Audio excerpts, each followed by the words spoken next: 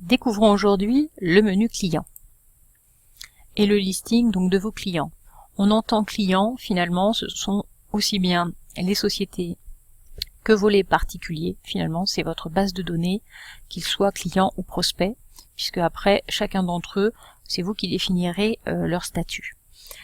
Là, vous avez donc la possibilité de faire des recherches via différents critères, aussi bien de faire afficher donc les clients qui commencent par ou un chiffre ou une lettre alphabétique.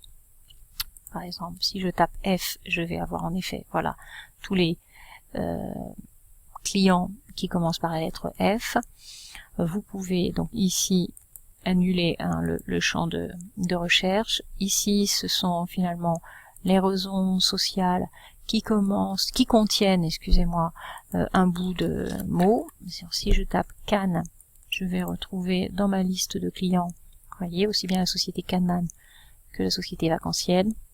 Voilà, donc là vraiment vous avez donc des recherches très larges à réaliser.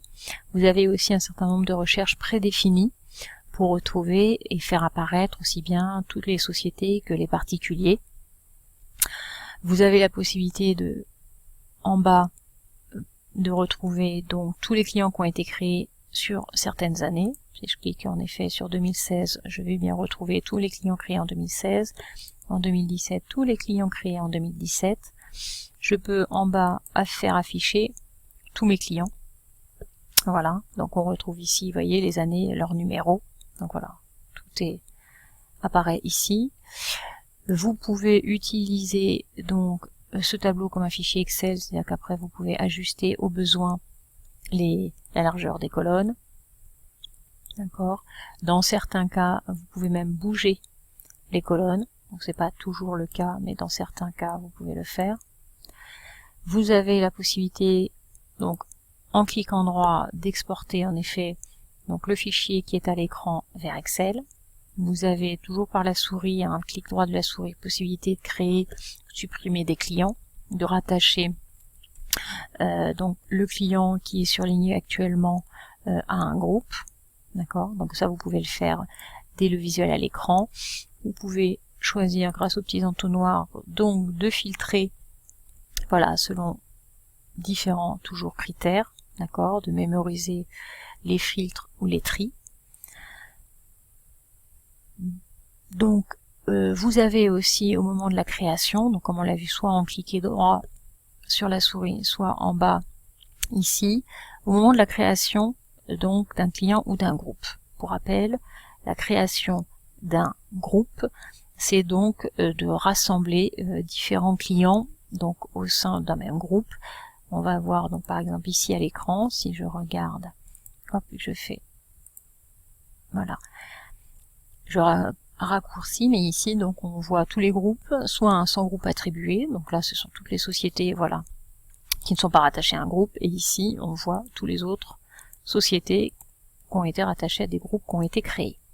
Donc quand vous créez un nouveau client, d'accord, donc vous choisissez de créer un nouveau client, automatiquement finalement on vous propose aussi de créer ou pas un groupe de sociétés, d'accord.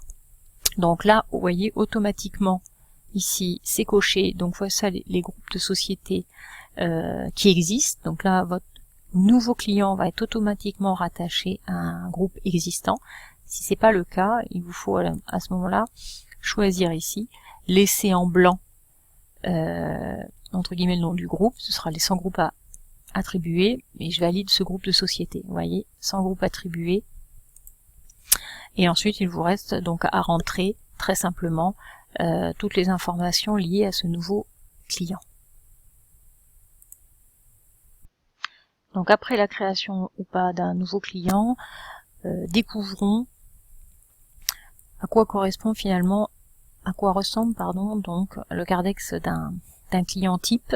Donc la fiche client, vous retrouverez l'ensemble des informations générales donc de votre client, avec ici la possibilité, vous voyez, de choisir en effet sur quel statut il est. Vous aurez au sein de cette fiche client, dans le domaine généraliste, ici, le fait de voir tous les contacts physiques rattachés à ce client. vous retrouverez ici la liste des actions rattachées à ce client, et ici la liste de tous les devis et opérations qui ont été créés, avec, vous voyez, pour chacun, vous retrouvez de toute façon l'état des opérations. Donc là, vraiment, vous avez une visibilité complète de ce client. Vous avez ici un autre onglet qui concerne la solvabilité avec l'option du numéro d'UNS, la possibilité d'intégrer aussi le logo de votre client et de pouvoir le faire apparaître au niveau de votre offre commerciale. Et vous avez enfin ici la possibilité d'annoter donc des commentaires généralistes sur ce client.